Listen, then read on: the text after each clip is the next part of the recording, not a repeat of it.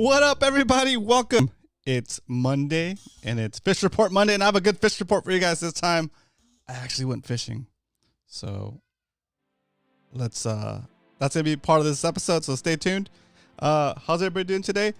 Welcome. This is Fishy Hour with Roman. It's Monday, and Mondays we do fishing reports. So if you're new to the show, welcome. Hang out. Let's kick the show off. We usually kick the show off with some shout outs. While I'm doing some shout outs, if you want to share the show with a friend, hit !FH share in the chat, and you'll get a link to share with your friends if you want to have them join us in the show. Shout outs real quick. I have Doug Ruben El Sueño in the house. What up, Doug? Doug says, hello, everyone. The Mission Bell caught 20 bluefin tuna today at the islands. Dang. Very nice, very nice. Eric in the house. What up, Eric? Eric the Judge Lehman. What's up, Bit? Guys, if you're seeing these people type in Bit in all caps, that means that they've liked the video. If you've liked the video, type in Bit in all caps in the chat so we know that you've hit liked. What up, HTX Polestar? Oscar, MMFC Texas chapter in the house. What up, Oscar? How you doing? Good to have you back. Submission Fishing Co. What up, Muto in the house? What's up, guys? He says Bit. Check him out, guys. Submissionfishingco.com is the channel. He does a similar show to this on Thursdays. Go check him out. Saltwater Slayer in the house. What up, Saltwater Slayer representing 805. Welcome back. Baker Lounge Fishing. Dang, what's up, Dave? It's been a while. How you doing? Hope all is well. Northern California representation over here. Northern California. We got Texas. We got what is it? It's not Central. I guess it's still Southern California. Ventura County. 805. I'm talking for Saltwater Slayer. I got two geeks in the house. What up, Amir? Welcome back. Hello, all. That's awesome to hear, Doug. Okay, good. I see Doug. I see Todd. TB Metal Art in the house, guys. I haven't shouted out Todd in a while, so let's do a special shout out today for Todd. TBMetalArt.com. Go check him out. He did this beautiful yellowtail for us and the metal Mac down here. His work is amazing. Check it out. TBMetalArt.com. At any point, guy, if anybody has questions about Todd's work, you can just type in !TBMetalArt and a link will pop up thanks to the Nightbot. Okay. Let's see. Oh, he says working. Well, you got what you want. Oh, you're working like a regular job. Oh man. Well, I hope you're staying safe. Spotty Girl in the house. What up? Welcome back. It's been a while. Bit. Nice. Stingray in the house. Stingray 07. Bit. Welcome back. Sound in the city. Sound Fishing. Anthony. Welcome back, dude. Thanks for hanging out. Izzy. What's up, dude? Welcome back, Izzy. Wednesday is here. Let's go. I want a bluefin on the kayak. Oh yeah, that'd be great. That would be a heck of a fight, though. Sun Fishing just saw the new vid. It was awesome. Oh, nice. I'll need to check them out. Ooh, very cool. Salty Dangler in the house. What up, Salty? Thanks for modding today. Bit. Sun Fishing. Okay, got everybody. Dario in the house. What up, Dario? How's it going? How's the baby? We got Saltwater Slayer question. Does anyone here use lure clips? Great question. I use clips on my A rig. Well, a swivel actually. I use a D swivel. And I've seen clips used on like bigger gear, like people use them for like throwing bigger baits. Or sometimes people use clips on like crankbaits and stuff. I don't have that much experience with them. I just know I use clips on but it kind of makes sense to me though. You don't have to keep cutting your leader. You can just change clips if you want to cycle through a bunch of baits without having to tie your line again. Like if you're trying to figure out the bite, yeah, clips seem like a good idea to me. Just gotta make sure that you have the right size clip for what you're trying to do. Because sometimes if a clip's too big, it'll overwhelm the action in your lure. What up, Craig? Welcome back. See, Craig uses clips. There you go. Captain Dan. What's up, Captain Dan? Back for a day. Headed to Minnesota in the morning. Dang. 42320. What up? Yeah, dude. Captain Dan is super busy. Okay, Brian. Where was I? Perfect, Coach. That was going to work out great. Coach, I'm thinking like in 10 or 15 minutes. I'll get you on here. Yeah, it's some stuff. I see Leonard. Have I signed on Leonard? Leonard in the house. What up, Leonard? Yeah. Okay. Okay. Very good. Fishy down there. What's up? Aloha. Welcome back. It's been a while. I see Captain Adobo. What up?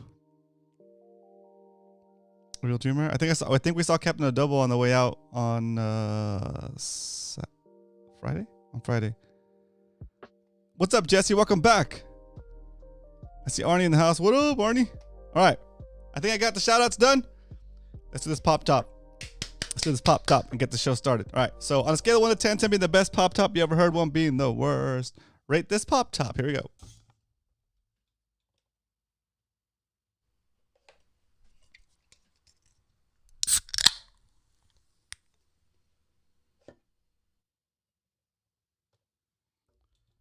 How's that?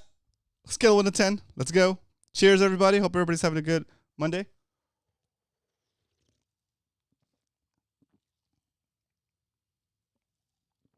Ooh, 9.8. Ooh, nice. I'm in Washington State right now, going kokanee fishing tomorrow. Ooh, very cool. Kokanee. It's a crazy sounding fish. Crazy sounding name. Oh yeah. I like it. Did anyone hear a kid in the background, or am I going crazy? You're going crazy. Oh, that's funny. Okay, pop top. Boom. Boom. Okay, real quick, if you're a new viewer and you have any questions about fishing the bays of San Diego or Southern California for spotted bay bass, or even some of the Hoya fishing, kayak fishing, any kind of questions you might have, feel free to put them in the chat. We're not going to beat you up for asking questions, especially beginner questions. And everybody in here is ready, willing, and able to help you get past your next hurdle when it comes to fishing. Okay, so put it in the chat if you have any questions. At any point during this conversation, at any point during the show, it's more than welcome. Okay, so how to get that out there. Okay, so let's talk about tuna fishing, boys and girls, ladies and gentlemen. So, if you guys are following all of the fishing threads on like Instagram or all the different groups in Facebook, a lot of people have been getting bluefin. It's like, I think that cat's out of the bag. I don't think I'm revealing anything at this point. Everybody's got reports on the tuna.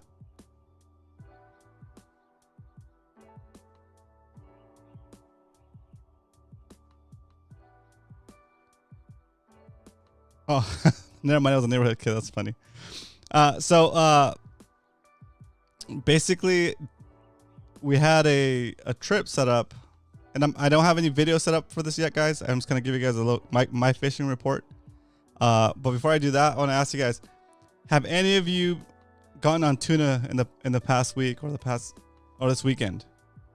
Have any of you caught tuna this weekend? Let me know in the chat. I want to see. I want to get a feel for how many people have been slaying it.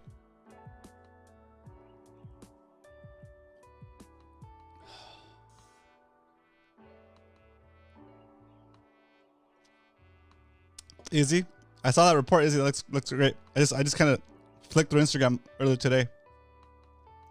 So Izzy got on the bluefin. Anybody else got on the bluefin? Anybody else go on a charter or anything like that? I want to hear all those good reports.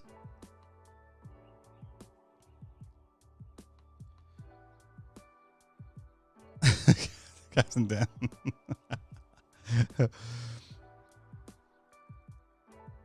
What's up, Zach? Welcome back. Fishy down there says, yeah, posted mine in the tuna section on Discord. What? Go look real quick. Very good. Very good. Tuna. Ooh. Oh, yeah. Oh, I see Izzy's right there, too. Oh, fishing down there. That's a big one, dude. Nice.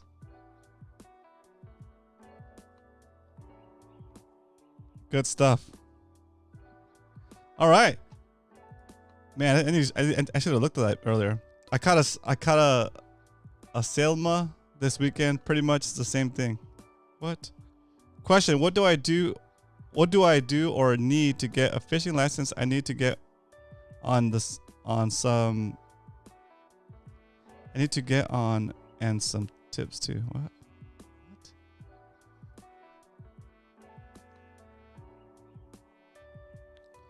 Dario, I'm down, dude. Okay, so Fishy down there. I see the post in Discord. So Discord, we have a tuna section, guys, and I just kind of looked through real quick. That's a lot. That's some good fishing you guys have been having. Good stuff. Saltwater Slayer, your question is, what do I do or need to get a fishing license? I need to get on I need to get one and some tips too. You don't have a fishing license, bro? You're supposed to have a fishing license if you've been fishing, dude. On my bad.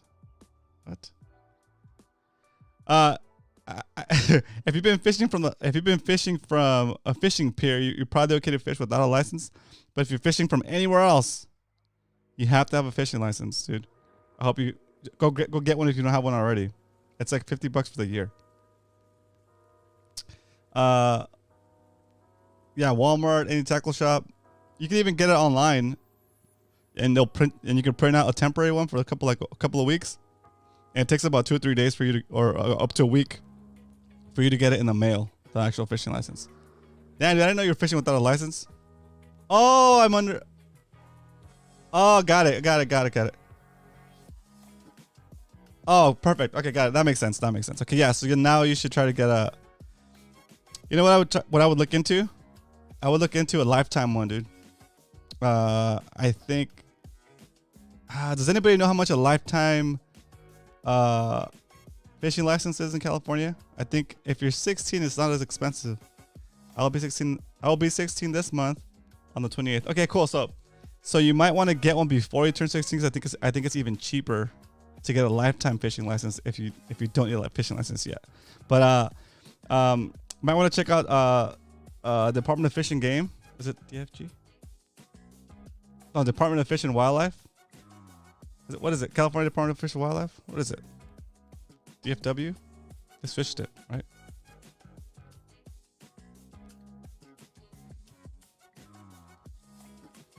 California Lifetime Fishing License. Here we go.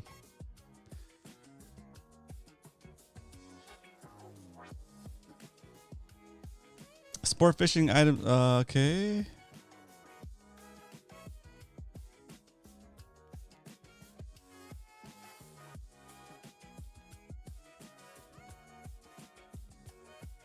Lifetime fishing licenses. Here we go.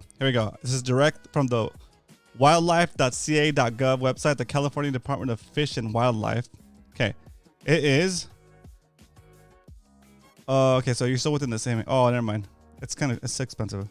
So it says ages 0 to 9, you get a lifetime fishing license for $579. From ages 10 to 39, you get a lifetime fishing license for $946.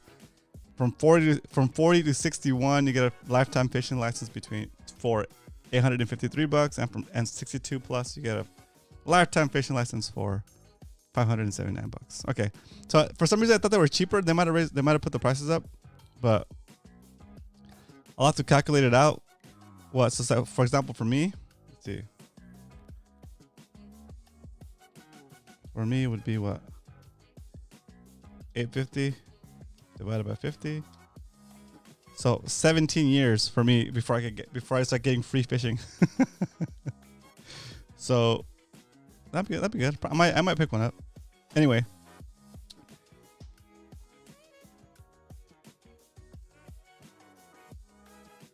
Yeah, exactly. Almost like 100. Yep. Beware of fishing licenses at Walmart. Got burned in Sierra. And Sierra's told them I wanted a 2-rod stamp and they didn't give me one. Cost me a hefty ticket. Ouch. That sucks. Yeah, if you're gonna buy your license, buy it on. I like to buy it online. You know, I support the local shops too, but it's convenient. It's really convenient to just buy it online. And so you basically, for California, you get the fishing license for the year, the $50, and then you have like I think it's like another $7 for ocean enhancement stamp. And you do not need the multiple rod stamp for saltwater. It's just you have one license, you can fish as many rods as you want, as you can as many rods as you can handle, right? Baker Fishing says should have done it when I was 15. Yeah, right. It's probably like $200 back then. Okay, good. All right, cool. Beware of fishing licenses at Walmart. Yep. Okay, you got that. You pay online and enter. Yep, that's it. Okay, very cool.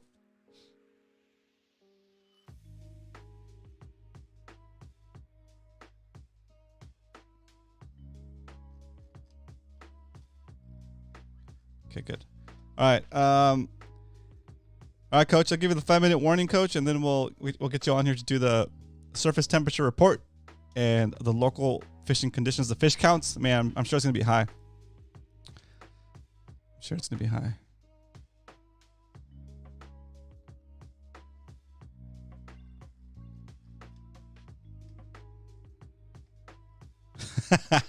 Baker, I wish I would have bought a house when I was 15 too. That exactly. Wish I would have known about that as a kid. Yeah. I might get them for my kids. I mean, my older one is 9 now, so I got to do it before he turns 10. Otherwise, it's like another $200. Okay.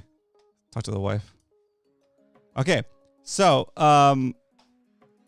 okay, so let's talk about this trip we did with I'm just gonna run through all the lead up and what happened, and I actually took my video recording equipment. I had the camera going most of the time, so I have a lot of the stuff that I want to talk about on video. I just haven't edited the video together yet. But I'm super stoked to have a video kind of like a catalog, not kind of like I don't want to say proof. I want to say more like I can always look back at this day, you know? Like I always look back at this day and be like, dang, that was crazy. Maybe when I'm older, I'll be like, maybe when I'm older and I'm not able to fish on a boat like this, or like be able to put up a fight against a tuna, I could look back at this and say, yeah, that's cool. We did that. So we were at the CCA San Diego chapter banquet dinner thing. And Kevin was there. Kevin Nakata. He's been on the show before. He's a friend of the show. Brian, of course, was there because we were hanging out with MMSC, and somehow I don't know how the conversation got started, but it ended up that Kevin talked to Brian, and Brian and they said that they wanted to go tuna fishing, right? And they had one more spot, so they invited me to come along. But we didn't know when it was gonna happen. We just knew that it was gonna happen. We just knew that, hey, when the conditions are right and the fish are around, we're gonna go catch some bluefin. My job was to bring camera gear and a positive attitude. Brian was gonna put in the boat, and Kevin was gonna put in the know-how and pretty much all of the gear, because Brian and I do not have heavy duty gear for tuna fishing. So that was a plan, and it's been since the CCA event that we've been kind of thinking about it. And then randomly, the weather lined up, the fish were around, and so I got the call. I called and got the day off at work, and we headed out. I charged all my batteries. It's been a long time. I unloaded all the videos on my memory cards, and I got ready for the trip. It was crazy. Okay, so we met up in San Diego, Mission Bay. What up, Cal? Welcome back. We're just talking real quick about the trip we had this weekend. My fishing report. I'll make it a little bit faster. I'll make it a little bit quicker.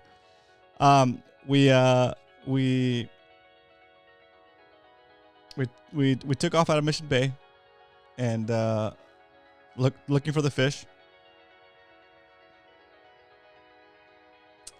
Perfect, Eric. I will. And we head out to the fishing zone. You missed Pop Top and just some announcements, but we'll get them in there for you. And we went out to the fishing zone. We were looking for the fish, I would say, for the first like 7 to to 8 hours of the trip. The first 7 hours of the trip were like just kind of looking for the fish. It's crazy. To the point where like I wasn't doubting Kevin, but I just know that those kind of trips are like, if you don't know exactly where the fish are, you have to look for them. So it is a patience game too, right? And we're looking for signs of fish, looking for everything that will give us some kind of hint as to where they might be. But we also have a route that we're taking where they could be, right? So it's kind of just you put yourself as close as you can to the fish, and then eventually you have to find signs that there's fish around. So you'll see splashing, you'll see birds, all that kind of stuff. And so sure enough, we eventually find the fish, and we go through all these different ways of trying to catch them, like putting up a flyer, putting up like a kite with the flyer, and a flying fish as bait, like a dead flying fish as bait. And it's just like there's a bunch of stuff happening where the fish are also like very like, I would say like finicky, I guess, or like shy. Like if you get too close too fast, the fish kind of like sink out, and then you'll see them splashing like a mile away, like they're blowing up a mile away. You're like, oh, they're over there. So you start going that direction, and it's like by the time you get there, they're gone, or like they sink out completely. But eventually, we're able to stay on the fish. We get into a fishier area, and there's just blowups going on everywhere. And if you've never seen something like this, I have video of it. It'll be out soon. I'll tell you guys when the video is gonna come out. So I'm hoping to have the editing done this week, and then I want to do like a premiere on Friday. So it'll probably be out Friday around 7. We might do a pre-show live, and then we'll end the live stream and go into the new video that I put out. So that'll be on my regular channel. So we're cruising around, and what a blow up looks like, guys. It's like I'm just gonna describe it for you for now because I don't have any pictures. It basically looks like somebody's, I don't know, because what's actually happening is the fish is coming up to the surface. Right there, it's coming up to the surface, eating whatever's on the surface, and then immediately turning around like this. And as it turns, its tail basically flicks the water up into the air. So it looks like just like somebody just splashing water up into the air. And sometimes the fish are coming at the bait so fast that they'll breach, and it's just crazy. They don't turn quick enough, right? And so it's pretty insane. And at a distance, I mean, yeah, okay, you're like, oh, that's cool. Like, I think I see splashing over there. And like, you're like, okay, let's go get closer. And then eventually, like once we're close to all these fish, and there's a lot more splashing going on, you're like, holy smokes, they're like right there next to the boat, and they're blowing up. It's like a feeding frenzy. There's like different levels of it too. There's like puddling where they're kind of just like at the surface, and you can kind of see their backs almost. You can see the little wakes they're making, and they get a little bit more excited, and you see like, okay, they're splashing around, but they're still kind of like sparse, right? And then you have like the eating frenzy that's just like looks like piranhas are blowing up the water like it's boiling. That's what they call it, boils. And like they're tight packed, and it's like the tuna are shoulder to shoulder, just like smashing into each other and like trying to eat all the bait they can. It is insane. It is insane. And so that's the level that Kevin would say, like, all right, we just need him to get stupid. We just need him to act stupid. And I was like, what do you mean? He's like, they're gonna go just crazy. They're gonna be like super packed, just feeding frenzy, like really close to each other. I'm like, okay, that makes sense, because at that point, it's all about getting the cast right in that little foam, right in the foamers, right in the splash zone, I guess you could say. And it was like the most intense fishing you can think of. It was basically topwater fishing. It was crazy. So like we cruised up on these boils, just within casting distance, and cast right into the chaos. And like the fish would bite whatever, like it was insane. And so like my first fish, I think my first fish came on so we're trying to do this the whole time, right? We're casting what were we casting at first? We're casting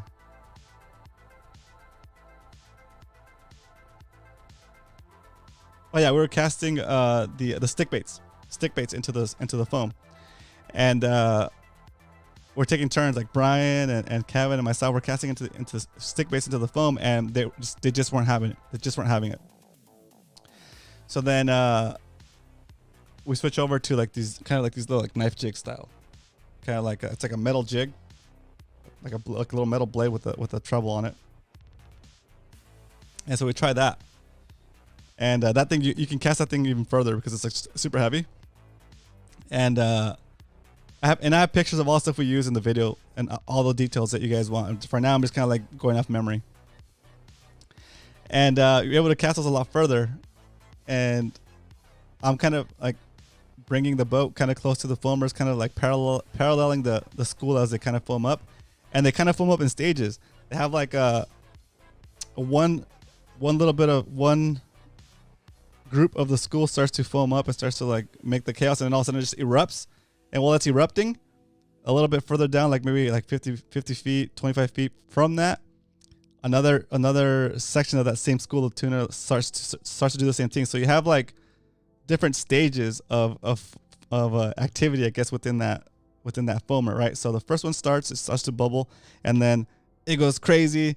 And while that one's still going crazy before it like fully erupts, the second one kind of starts to bubble a little bit off that, and then maybe behind that one, another one starts to bubble as the first one starts to like erupt. The middle one starts to work up, and the one that just started bubbling over there. So it's pretty. So you can at some point you can kind of start guessing. Okay, we're not gonna go for the one that's like fully erupting right now. We're gonna skip one or two and go for the third one that's barely starting over there. That's how we were able to get ahead of them. And so we're not going in front of the school. We're going next to the school, like paralleling the school. And then as that third or fourth eruption starts to happen, we're pretty close to it, right? We're pretty close to it. We put the boat in neutral, and it's within casting range. Cast that thing out there, and so I think I was the first one to get one on the boat. So I cast out. Kevin hooked up once, but then it popped off, and then I cast. It was my turn. I cast out. I was standing on the bow of Brian's boat. I cast out there, and I get bit, and it was intense. It was like I caught it like an Alexa 400. It was like an Alexa 400 baitcaster style reel. It was all as Kevin's setup, and it was a good fight, dude. I think that one was in the that one tuna was like in the 40s or 50s, like high 40s, low 50s. Might have been like 50 or 52. And that was a pain in the butt to get in. It was a lot of work. My arm is still sore. Like I feel like I did a bunch of weights. My body was shaking while I was fighting the fish. Like it's a whole different level of fishing. It really tests you. It's pretty crazy. Like that, and that was just that wasn't even that was like a 50-pound fish, right? So it was insane. I was excited to have. Oh yeah, so I'm sorry. This was on. Yeah, so once we switched off the stick baits, we got into the little knife blades that we talked about, the little jigs, and then that was the one I caught my first fish on, like a jig, and then but still like right on the surface. I basically casted it. As soon as it hit the water, I started reeling it really fast, and then boom, I got bit, and that was a crazy fight. It took me about 30 minutes to 45 minutes to bring it in, but my whole body was feeling it. I was like super sore, super worn out. Taking the knife to the gunfight. That's right. And so it was crazy. So we got to the boat. We were able to land it, and yeah, it was exciting. And the coolest part for me personally is I've been involved with catching big tuna. Like, you're like on the boat and you're in there and you set up the flyer, and this giant tuna hooks up. And you're kind of part of the action. Nobody really hooked the tuna. It's kind of like, just trolling it. You're in there, you jump in there and you crank on it a couple of times until you get tired and the next person goes in, right? It's slightly different than when you bring the tuna in 100% by yourself, this is one of the things that I was able to do. So I was like super excited. I cast it right into there. I hooked the fish. I set the hook or whatever. I brought it in. I fought the whole fish by myself. Didn't hand off the rod to anybody. And then, I did everything but gaff it, basically. So Kevin and Brian gaffed it for me. But the fight, the hookup was 100% me, and it just felt like extra, like add an extra feeling of satisfaction for like having the fight and like being able to do it on my own. It was super fun. The guys right after that, it was like kind of once that first tuna was on the boat, it was like game on. Everybody was up and it's like, okay, let's do this. And it was just like at that point it was kind of like a blur. Everybody was out there. Like at that point, I kind of shifted over to like driving, and Brian and Kevin were on the bow, like taking turns casting at these foamers as I try to get the boat close enough without spooking them. It was intense. It was super fun. It was amazing. And then I think Kevin got the next one, and then Brian hooked up on one. And then I'll let Brian relay his part of the story maybe on Wednesday. And we might even have some pictures by then we can share. If not, yeah, we might even have some pictures by then we can share. It was amazing. And so finally we had 3 on the boat.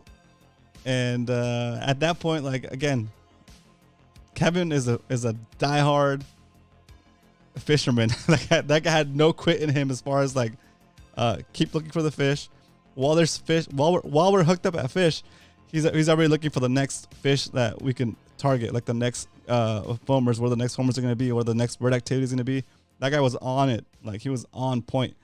And he's like, all right, let's go get our limits. I was like, dang, okay, all right. So we drove around a little bit more, and we find some more tuna, and sure enough, like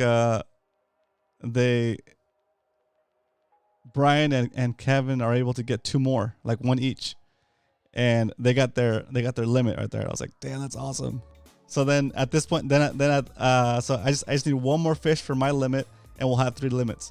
And then so Kevin's driving and Brian's over there back there like cheerleading, and I'm on the bow, and at this point we're doing poppers. Like I think Brian and Kevin got theirs on poppers, so I switch over to a popper as well. So same setup, the Lexa 400 with a throwing a popper. It's probably about this big. I don't know, like 5 or 6 inches popper. And and I'm on the bow, and I see the schools of fish are right there. They're like everywhere, and we get close to one, and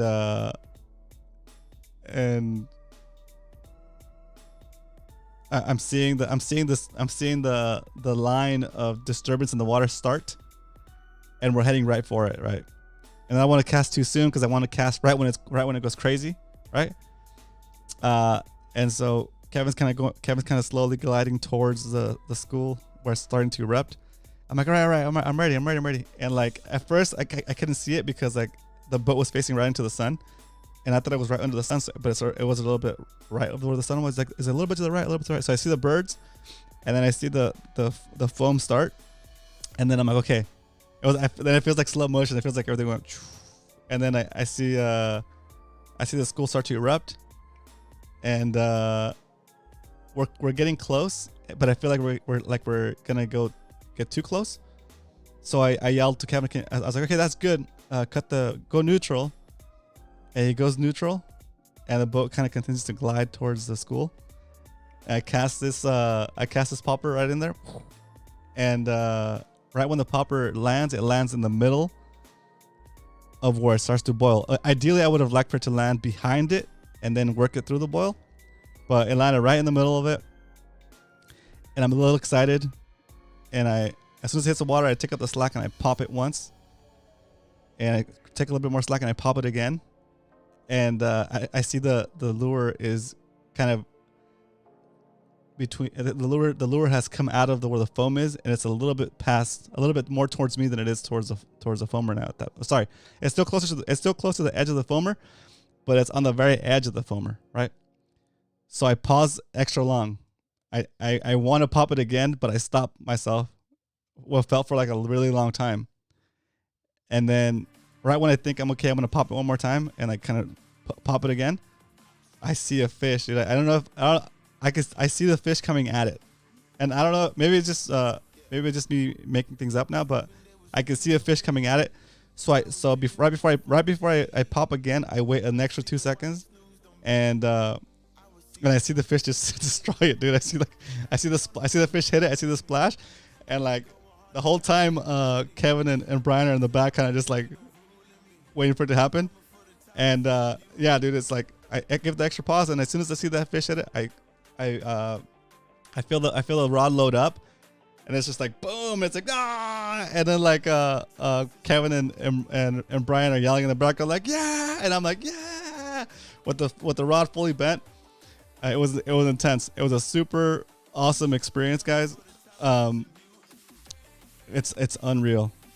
Just what it took to get there, and to have done something like that with Kevin and Brian, which it was a really cool experience for me.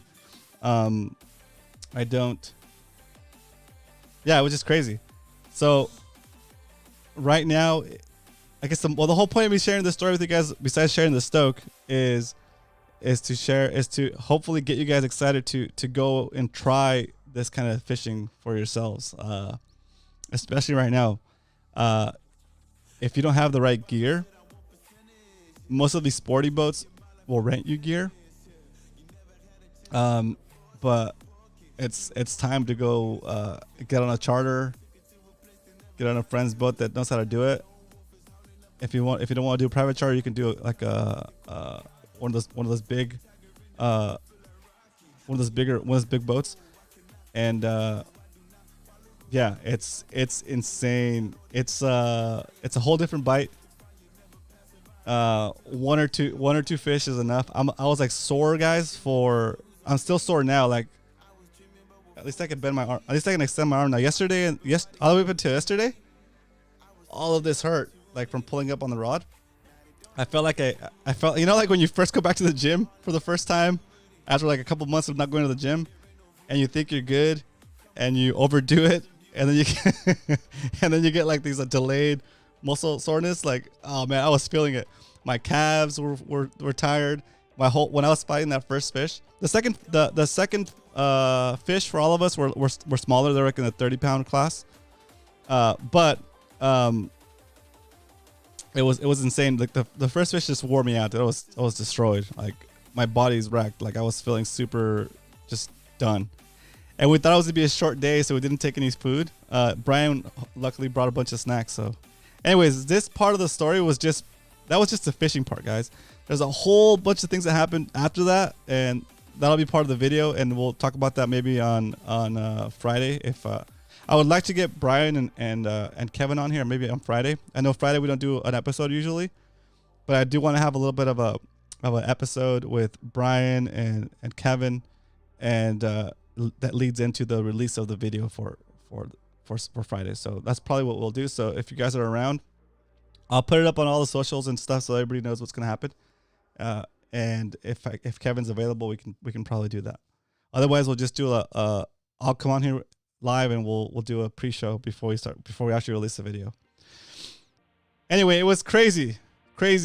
So do it. All the landings have awesome rental tackle. There you go. It's awesome rush fighting a bluefin. Yeah, it's insane. Dave Ray says I skunked on my full day. No, but the kid I took got a 40-pound bluefin on the troll. Dang, nice, dude.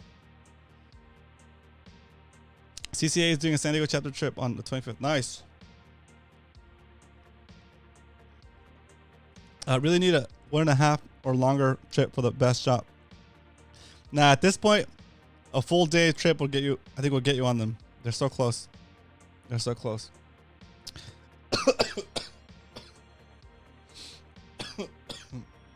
Sorry, guys. Yeah, it's time to go out. I would love to do a group trip, guys. I would love to do a trip. I would love to do a group trip. I know Eric, I think your friend on the Mustang, he's donated some stuff for Spotty Bowl. I'd like to support that charter and maybe do a group trip with them. So we'll figure it out, guys. If maybe we'll set something up. Maybe we'll set something up, guys. Let me figure it out, and then I'll let you guys know next. I'll let you guys know either Wednesday or Friday if we got something worked out, because it's such a good opportunity right now, and just to have for me, guys, fish is fish, right? I mean, yeah, it's bluefin tuna. It's great. It's tasty. It's awesome. But like the best part for me was being able to experience it with Kevin and Brian, because that was Brian's first time leaving the bay, right? That's crazy, right? That was Brian's first bluefin tuna, right? So just kind of like watching him go through that experience was also like really fun for me, you know. And I think that Kevin really enjoys that too. Like I'm just kind of guessing here, right? But like it's fun to break in the new guy, right? I mean, I have experience with fishing for bluefin and stuff. I've been out there in the open ocean and looking for patties, and I'm familiar with it. I'm familiar with yeah, you see schools of dolphins, yeah, you see bird activity, yeah, you see patties, yeah, you see like random spouts from whales here and there, right? But like for Brian, all that stuff was new, right? For Brian, and Brian's out today, but so I'm kind of talking about him. For Brian, all that stuff was new, right? And for me, it's great because like I get to see his reactions to it. Like the first time he sees like a giant school of dolphin just kind of like going across the way, you know. So oh yeah, you should have seen Brian's boat. So the whole thing was bloody. His whole boat. Like at one point, like when we when we caught after they caught their second two, and we were trying to get my last one. It was like everything was a mess. Everything was red, dude. Everything. I'm talking about everything. Like there was even like what can you say? Blood? Red substance on his seats. I think the only part that didn't get blood on it was like the motor. But everything else as far as the boat goes, there was tuna fluids everywhere. It was crazy. And then to the point where like we couldn't even stand anywhere. It was all slippery and stuff. So then after we got all the fish loaded up and put them into the bag and stuff, Kevin did the gutting and the gilling, and we actually took some time to like to wash down the boat before we came back, because it was just like a mess, dude. It was a mess. Man. Yeah. Oh, dude, a slasher film doesn't even do it justice, dude. It was like rivers of tuna fluids cascading off of his nice. You know how like Brian's boat has a front deck where you can fish from? Like all that was like rivers of blood cascading down. It was disgusting.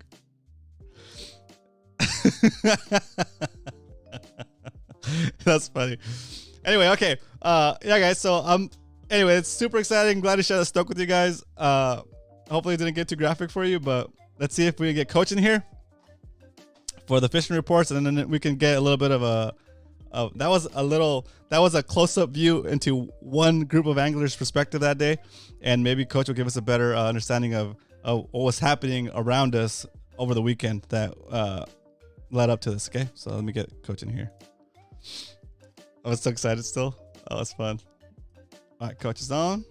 Let me kill this music. Okay, let me get Coach over here. Let's see if this thing works.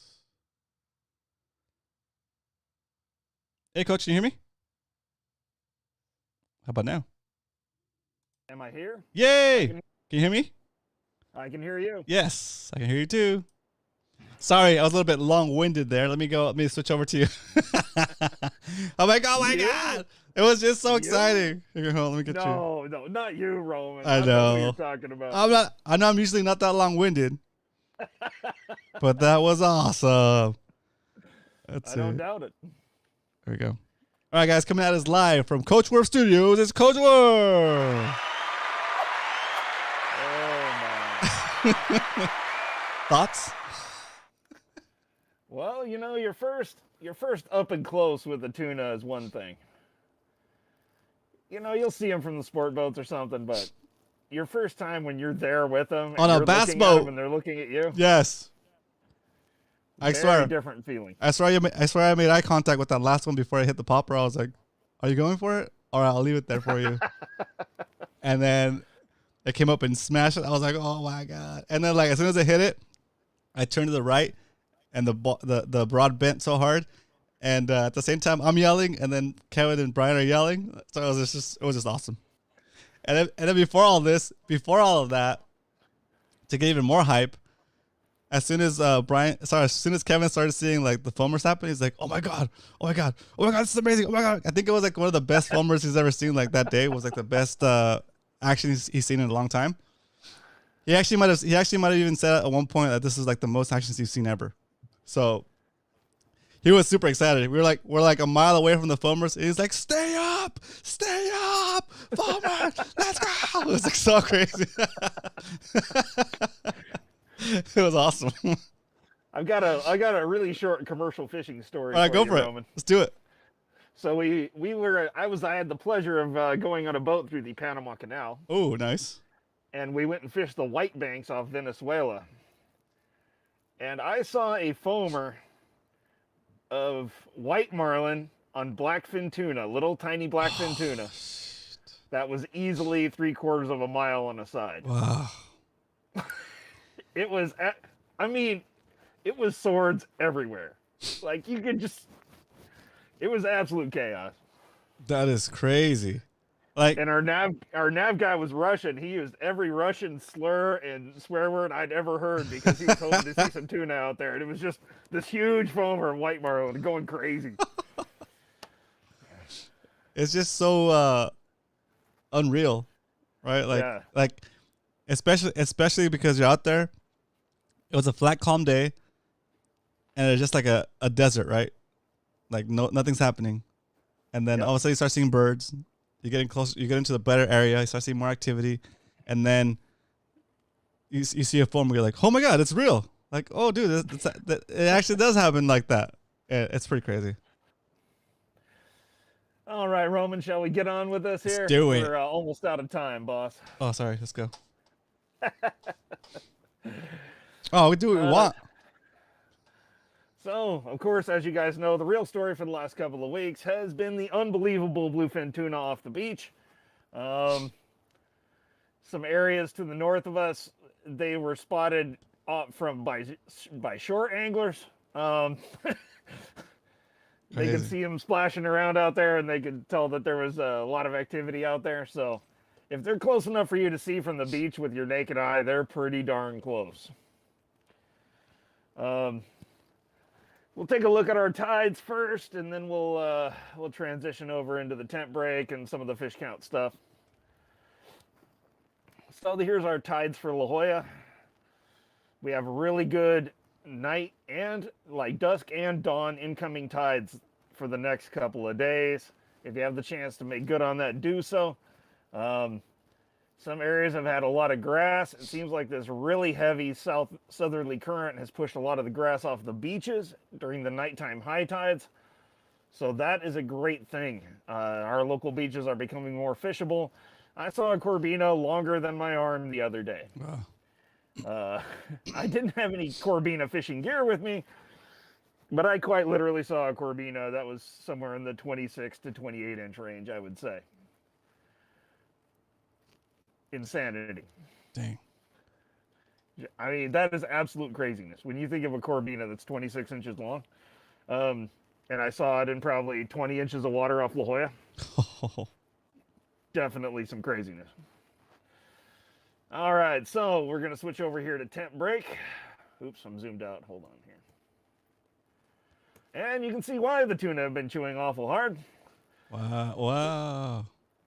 We have 70 to 73 degree water laying directly offshore.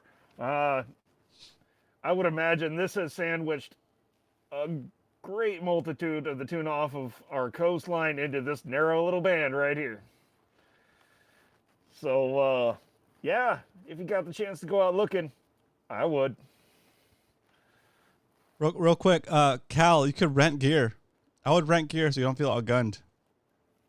Because, yeah, it's definitely a fight you want with heavy gear. Cal, if you want to come over to the house, I got gear for tuna up to about 75 pounds or so. But if you really want cow gear, you're going to go just do yourself a favor and rent it. Yep. Yep, it's worth it. You're, of course, welcome to borrow mine, but let me know, dude. Very cool.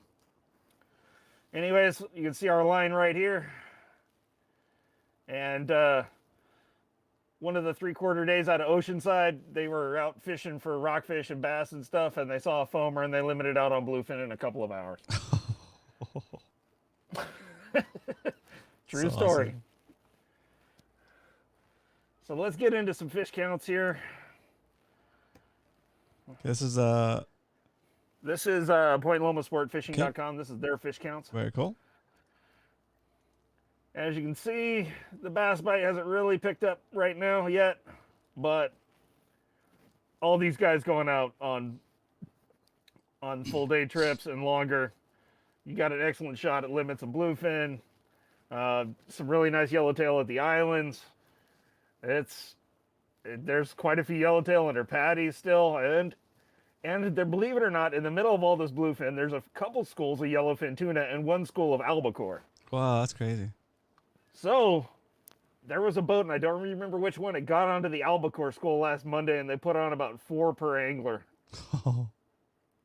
I think it was something like 3 or 4 per angler of albacore. Now, albacore is special because they're dumb. Once you get them feeding, they rush the boat. But you have a limited amount of time because they'll shut off the quickest and leave you. It's not like bluefin where they'll hang out at the edge of the range and pick off a bait now and again. Yeah. When the albacore are there, you got to take advantage. So these guys probably had a 20-minute window and they'd put 20 or 30-minute window, and they put 4 on the boat for every dude.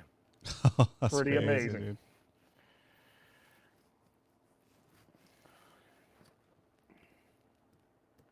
I'm lagging a little. I guess. So here's our local bathymetry, one of the maps that Mr. Castro definitely prefers. You can see the various sections of the 9 Mile and 178 here. Here's the ridge. It seems like these fish are laying right along the line right here is what it seems like to me from what I've read.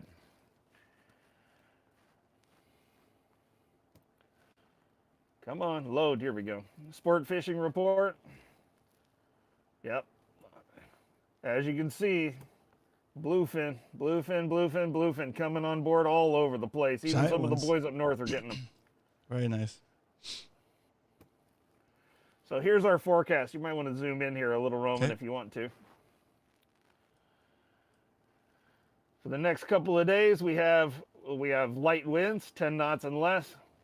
We've got one swell at 8 seconds, one at 16 to 17 seconds. Now, while it is fishable for most boats, if you get sick from multiple direction swell, this is definitely something to keep in mind. Oh, interesting. Okay, got it. Because it's coming from the west and it's coming from the south. Oh, yeah. Okay, got. Oh, that's cool. I didn't even know that was a thing. Yeah. I mean, I knew it was a thing, but that's definitely how you can see what kind of swells affected the most. Yeah. So, I mean, it looks pretty good. For anybody getting out on a bigger boat, it should be no problem. For those of you guys getting out on kayaks or private boats, you might pay attention to this and kind of see where the wind and swell is at. But it looks pretty good for the rest of the week from what I can tell. Very cool.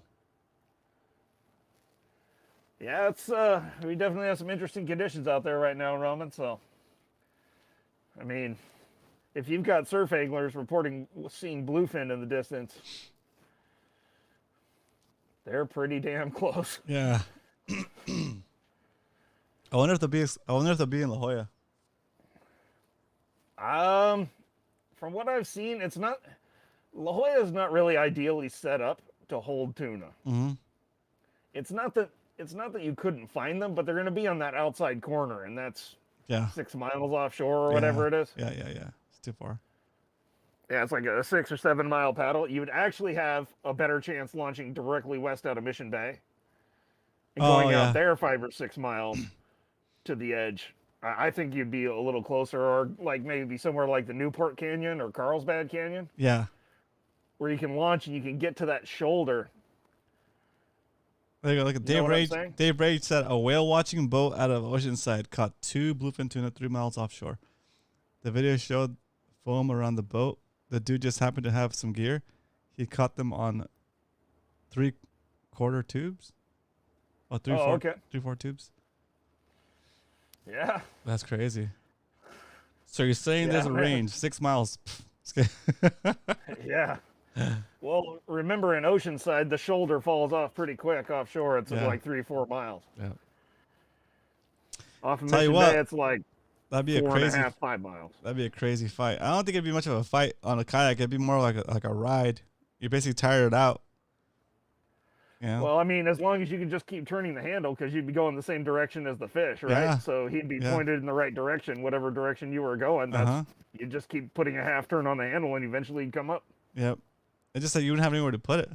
If it's like a 60-pound, if it's like a 50-pound fish, 60-pound fish, yeah, you could throw it in the back, I guess. But like 100 range, yeah.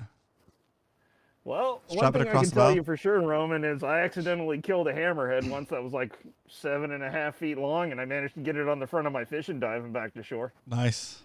Where there's a will, there's a way. Yeah.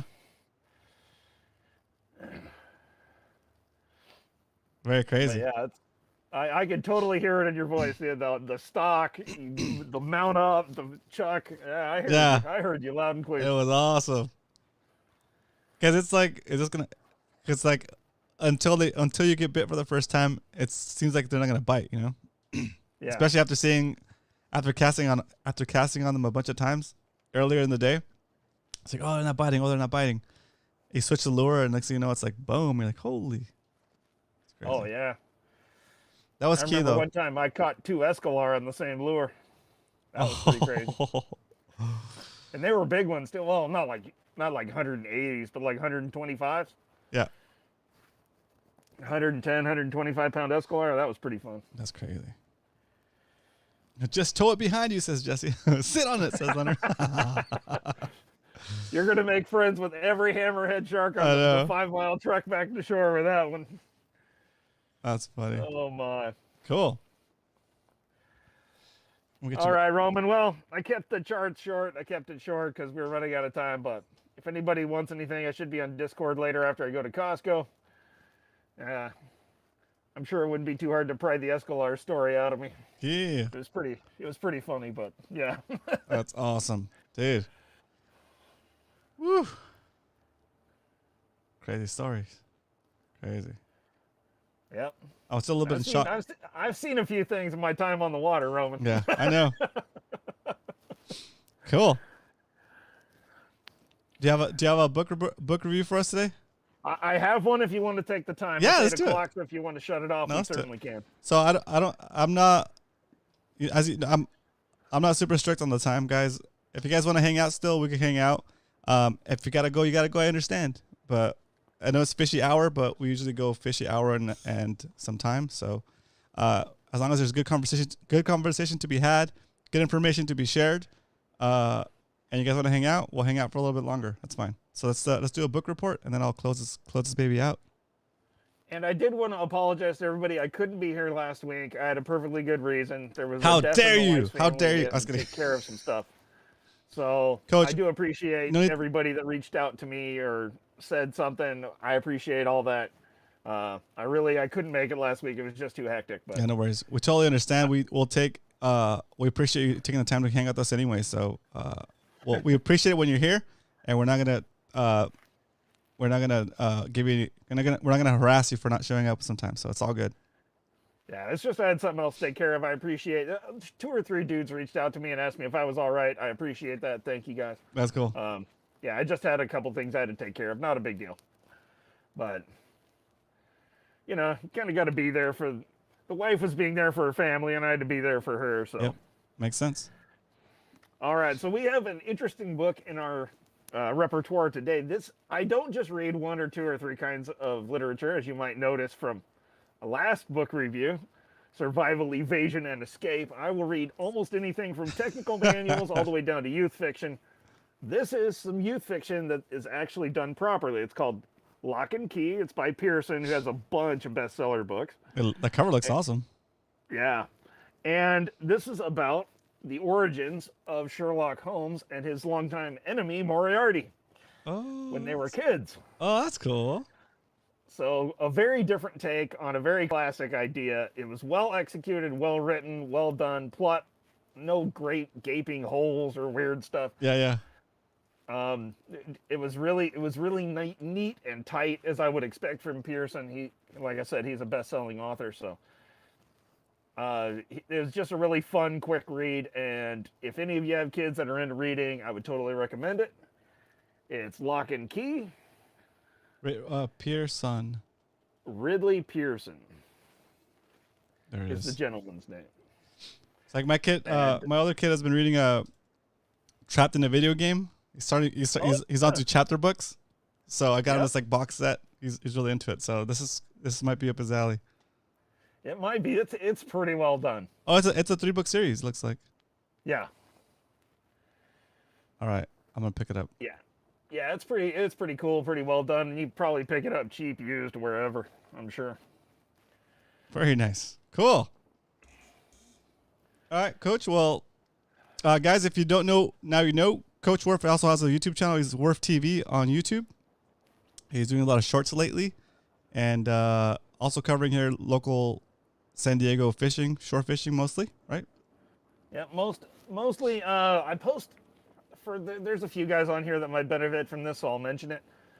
I try to post a weekly conditions report. Very good. Just if I'm out somewhere, I mean, even if it's just going to the children's pool in La Jolla for 30 seconds to get some footage of what the waves look like, or to show you the grass on the beach, or how clear the water is, I try to upload like one a week or so, and try to keep you guys kind of in the loop of where I've been and what I've seen a little bit. Very cool. Awesome. All right, well, taking Coach out with a round of applause from the live studio audience. Thanks again, Coach. Yeah, you betcha, Roman. Take care of yourself, my brother. You too. Bye. Hey. Woo. All right. And just like that, another one is wrapping up. Woo! Still excited about the tuna fishing, guys. I'm definitely going to do a little bit more of that.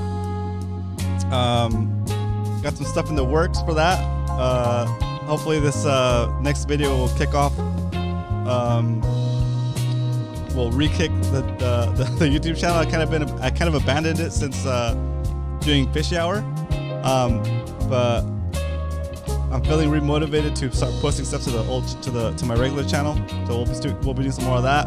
Hopefully this new video with the kayak fishing will be a good kickoff point to get me back up and running. Gotta be gearing up. I have that Alexa 500, sorry, not Alexa, the Tranx 500 that I never set up, so I'm getting a rod for that. I'm gonna go through the setup video. I'm gonna go make a video of setting that up and getting basically outfitted for this kind of fishing. So I'll be ready for it next time or anytime anybody invites me to go fishing for tuna. I'll have all my stuff. If I want to jump on a sporty, I can go on a sporty. I'll be ready for it. So you guys are more than welcome to follow that journey and learn with me. As always, I'm an open book. If you have any questions about this last trip or getting into tuna fishing or even bait fishing questions, let me know. You guys know how to get in touch with me. Wednesday, we're going to have the final round of Spotty Bowl results, which is going to be fantastic. It's going to be great. And then some possible news on what's coming up next. Okay, I really do want to do a trip with you guys where we kind of take over a charter and have a good time out there fishing, and maybe some more stuff coming down the line now that we have some more free time. Okay, well, I hope you guys enjoyed the show.